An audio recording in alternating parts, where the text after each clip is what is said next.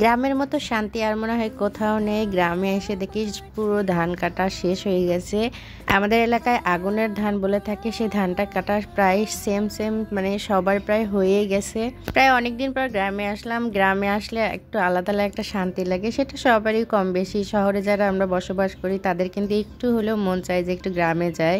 যেহেতু আমি আসছি গতকালকে, এসে আমি সকালে ঘুম থেকে উঠে চলে গিয়েছি আমি ধান ক্ষেত দেখতে। এখানে তো আমাদের শেল্লা চাল বলেন আর পোলার চাল বলেন, এটাকে সুগন্ধি চাল বলেন, সেটা আমার বাবা লাগিয়েছে। এটা সবার শেষে কাটা হয়, এটা একটা পাকতে সময় লাগে। এই পাশে দেখি বিছন, যাকে বলা হয় বীজ ধান, সেটা পালানোর প্রস্তুতি চলছে। এক কথায় বলতে গেলে কাটা শেষ না হইতেই দেখা যায় যে আবার ধান লাগানোর জন্য প্রস্তুতি শুরু হয়ে যায়। আর এই সুগন্ধি চালের গাছটা এত বড় বড়, যাকে বলা হয় ধানগুলো এত বড় বড় হয়, অনেক বড় বড় লম্বা হয়। আগে লাগাচ্ছিল হচ্ছে কালো শেলনা, কালো পোলার চাল, কিন্তু এখন লাগায় একটু সব কিছুই ব্যতিক্রম হয়েছে। এখন সাদাটা লাগায়, সাদাটা নাকি গন্ধ একটু কম লাগে। এপাশে বাড়িতে এসে দেখি আমার বাবা অনেকগুলো মাছ মেরে নিয়ে আসছে। আমাদের পাশে যে বিল আছে সেই বিল থেকে নিয়ে আসছে, এটা তোড়া জাল বলে আর কি, তোড়ে জাল থেকে নিয়ে আসছে। আমার বাবা বলে যে প্রত্যেক দিনই মাছ মারে, কিন্তু ওইভাবে মাছ পায় না। যখন আমার মেয়ে আসে সেই দিনই নাকি কিছু না কিছু মাছ বেশি পায়।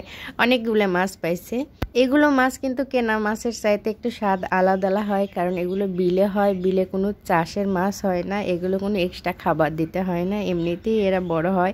দেন ওখান থেকে চলে গেলাম আমি আমার একটা বিশেষ কাজের জন্য অনেক দিন পর শেরপুর আলিয়া মাদ্রাসা। আসলে এক কথায় বলতে এখানে আমি গিয়েছি অনেক বছর আগে, অনেক বছর পর গিয়ে দেখি সব কিছু চেঞ্জ হয়ে গেছে, আলাদা হয়ে গেছে।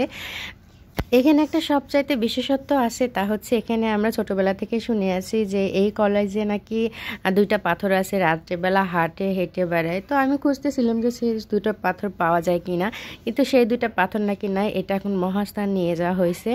তো পাথরের সম্পর্কে কেউ যদি জেনে থাকেন অবশ্যই একটু কমেন্টে জানাবেন। আমি এই পাথর দেখার জন্য অনেকবার গিয়েছি। যে বিশেষ কাজ মোটামুটি অর্ধেক হওয়ার পর আমাদের সকালে নাস্তা দিয়েছিল, প্লাস দুপুরে লাঞ্চ দিয়েছে। লাঞ্চটা খুবই ভালো ছিল, যেহেতু বিশেষ 4 দিনের জন্য আমাদের এই কাজটা চলবে। 4 দিনের এটা লাঞ্চ দিয়েছে। লাঞ্চটা খুবই সুন্দর দিয়েছে, এত ভালো দিয়েছে।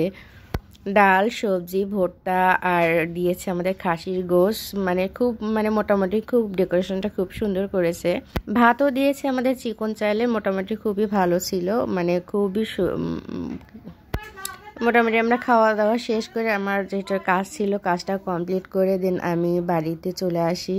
এক কথায় গেলে আমাদের 9টা থেকে একদম 5টা পর্যন্ত ওখানে একটু হলেও বোরিং লাগতেছিল। তারপরে অনেক দিন পর সবার সাথে দেখা সাক্ষাৎ হয়েছে, বাস ভালো লাগছে। অনেক দিন পর অনেকে পরিচিত, অনেকে পরিচিত না, যেহেতু অনেকেই আমাদের যে পরিচিত লোক ছিল তারা অনেকে চলে গেছে। তো বাড়িতে এসে দেখি সেই সকালের যে মাছ আমার বাবা নিয়ে আসলো সেগুলো রান্না বান্না করতেছিল। অনেক মাটির চুলায় রান্না কিন্তু আলাদা স্বাদ, এটা আমি বরাবরই বলে থাকি। আমি যেহেতু সবসময় অল টাইম গ্যাসের চুলায় রান্না করি, গ্যাসের চুলায় খেতে আর নিজের রান্নাটা একটু আলাদাই মনে হয়। যে কোনো অন্যের হাতে রান্নাটা হয় যেমনই দিক না কেন, কিন্তু খেতে কিন্তু খুব মজা লাগে।